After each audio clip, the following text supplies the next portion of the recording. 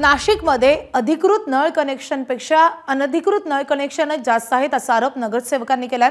नगरसेवकांच्या या तक्रारीनंतर महापालिका प्रशासनाकडून शहरात फेरतपासणी मोहीम राबवण्यात आली आहे। घर, बंगला, व्यावसायिक इमारती आणि हॉटेलच्या नळ कनेक्शनची तपासणी करण्यात आली आहे।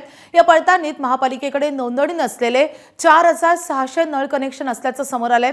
अनधिकृत नळ कनेक्शन धारकांवर 4 पट दंडात्मक कारवाई करणार असा इशारा नाशिक महापालिकेतील कर उपायुक्त नितीन पवार यांनी दिलाय।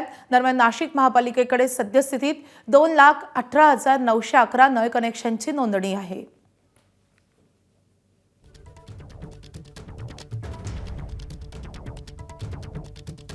हा तफावत पडतोय याचा जर विचार केला तर त्यामध्ये अनधिकृत कनेक्शन असतील, काही हॉटेल्स आहेत, एक अधिकृत कनेक्शन असेल, 2-3 अनधिकृत कनेक्शन आहेत, ते प्रॉपर तपासले पाहिजे।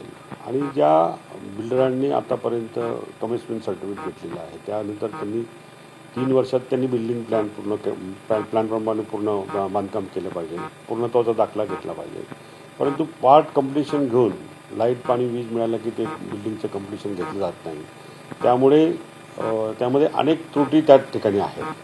जसं महासभेमध्ये जो काही विषय निघाला होता की याच्यापेक्षा जास्त नळांचं कनेक्शनचं मीटर बाकी देणं लोकांच्या नावाने, तर याबाबत मनपामार्फत याबाबतची प्रत्येक 6 विभाग आहे त्या 6 विभागामार्फत याबाबतची प्रत्यक्ष जागेवर जाऊन याबाबतची स्थळपाहणी करून त्याची चौकशी करून याबाबत कारवाई करण्यात येईल।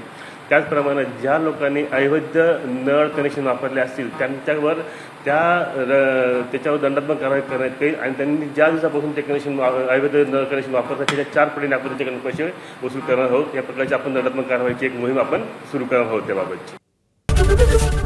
एबीपी माझा, उघडा डोळे बघा नीट।